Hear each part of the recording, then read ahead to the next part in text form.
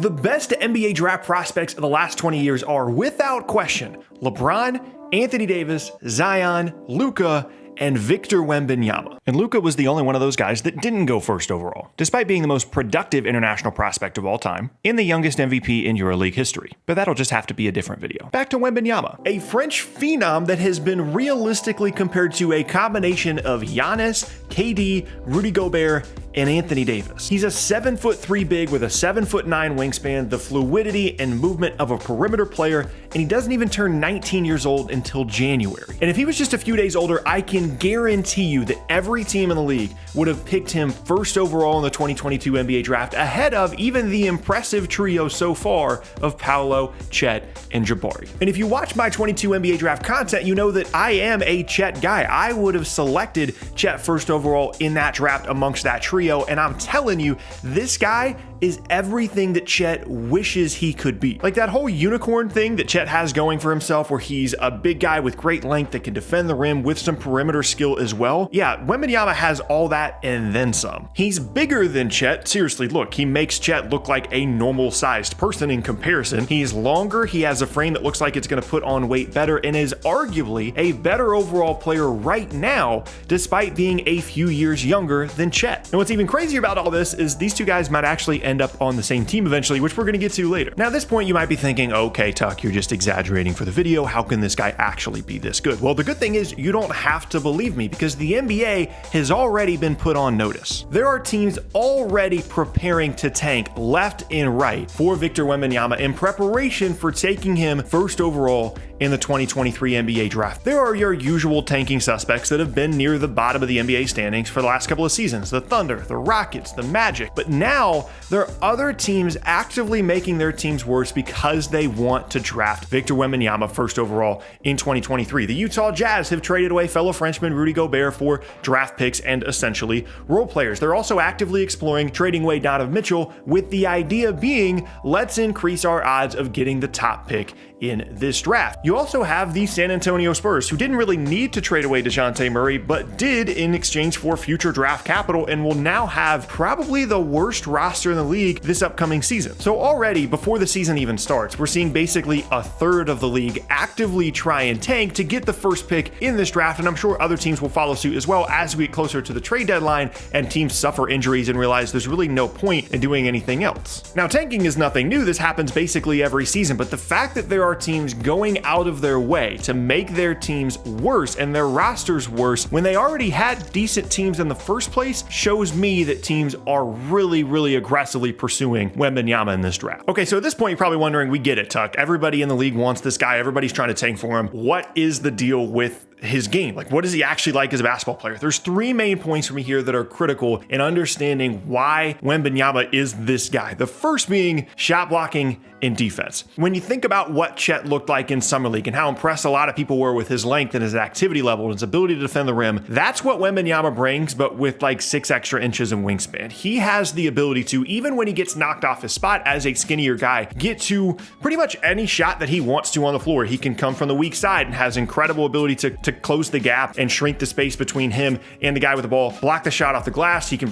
hit the shot in individual post-up matchups. We're even seeing him contest and block a lot of three-point shots as well on the perimeter. And immediately right now, if you just put him into an NBA game, he's one of the 5 best shot blockers in the league, specifically just because of his length, his activity level, and how quick he is off the floor. It's basically what we saw from Chet in Summer League, but of course against NBA players, and he's quicker off the floor and has longer arms. But the second point here, the second part of his game, I think is the most critical, because teams don't want stiff big guys. Like, they understand that length is important. They understand that having height and the ability to protect the rim is important. But if you can't move, if you don't have fluidity and movement skills, nothing really matters as a big guy. You need to be able to at least stay in front of perimeter players on occasion. You need to be able to defend ball screens, switch on to perimeter guys as well. And Vic has that as well. It translates to his offensive game, which we're going to talk about here in a second. But defensively, and in terms of his movement, his fluidity, it's unbelievable that he is as big as he is and moves like like a guy that is 7 inches shorter. Like it doesn't honestly make any sense a lot of time when you watch him, how big he is and how well he moves. And that is so important to kind of pulling all this together. Like you can have a nice offensive skill set and you can have long arms and the ability to protect the rim,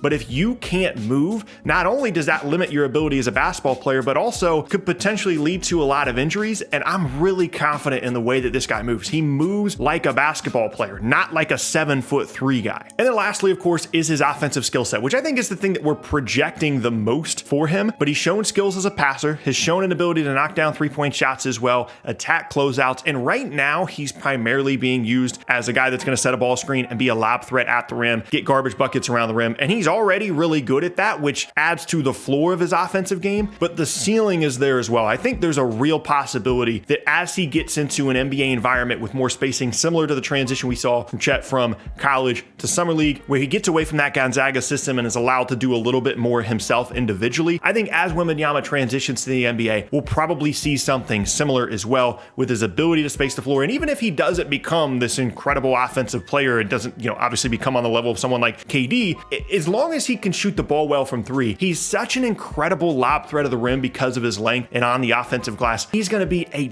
devastating two-way player if he stays healthy. Now, I'm sure plenty of you are skeptical of international prospects at this point, right? So the important thing here is that Wembanyama has also already shown all three of these skill sets. The entirety of his scouting report has already been shown against American competition and international play as well, against specifically guys like Chet. And so that's a big check mark for me as well, that he's shown it against American competition as well. And by the way, he was also a couple years younger than pretty much any American that was on the floor in that game. Now, I'm going to go and tell you right now, there's going to be a lot of people over the next 9 months, they're going to make videos about Victor Wembanyama and talk about his incredible upside and all that. But here I think is the critical point that people are going to miss when they talk about him. International prospects matter so much to the NBA right now. In an environment where we're seeing players want to change teams all the time and they want to group up with their buddies and they want to basically play AAU basketball at the NBA level, where they want to change teams all the time, they want to pick who they play with. International prospects, that mindset has not creeped in to the way that they think about basketball at the NBA level. Think about the last 4 MVPs. Think about Jokic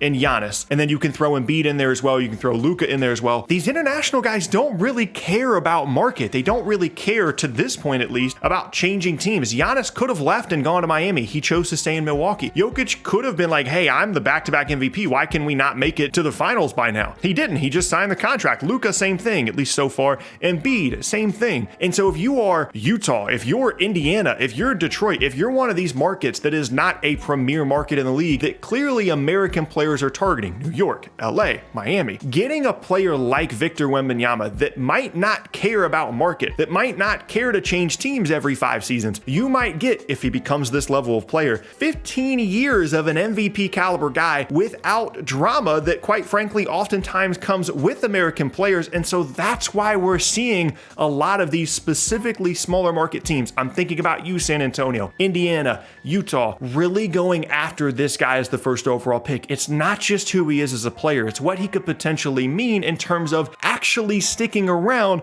with the team that drafts him. Now, that could always change. We could always see international players kind of take on this new idea that American guys have, where they're going to change teams all the time and they're going to control their own destiny constantly. But to this point, it seems like a pretty sure bet that if you draft an international prospect and they become really good and you treat them well and they enjoy the city, they're probably going to stay certainly at a much higher rate than any of the American guys. And that to me is awesome, and it's really intriguing, and it's really exciting, because a lot of the teams that Vic could potentially go to, Oklahoma City, San Antonio, Utah, Indiana, Orlando, are going to be teams like that, and I would prefer that he stay. Think about the possibility of him in Oklahoma City alongside Chet, alongside Giddey, alongside SGA. Even if Oklahoma City doesn't get the first pick in the draft through the lottery, this could be the year that they cash in. They could literally call the team with the first pick in the draft and say, we have 20 first round picks. You can have every one of them.